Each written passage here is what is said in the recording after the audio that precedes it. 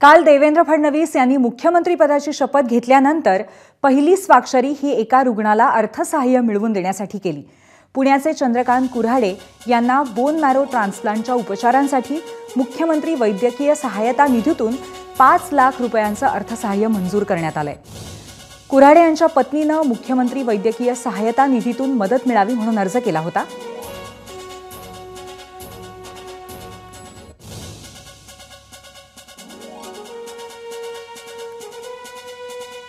आणि या मदतीनंतर चंद्रकांत कुऱ्हाडे आणि त्यांचा मुलगा यश कुऱ्हाडे यांनी सरकारचे आभार मानलेत।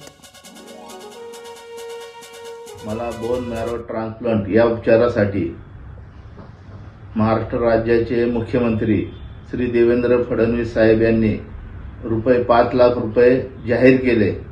त्याबद्दल मी देवेंद्र फडणवीस साहेब यांचे मनपूर्वक आभार मानतो। वडिलांचं नाव चंद्रकांत कुऱ्हाडे यांना ऑगस्ट महिन्यात आजार झाला असून त्यांना डॉक्टरांनी बोन मॅरो ट्रान्सप्लांट करण्याचं सांगितलं, तर त्यासाठी खर्च 30 लाख सांगितला होता। आम्ही बऱ्याच ट्रस्टमध्ये गेलो पण अजून तरी काही मदत झाली नाही।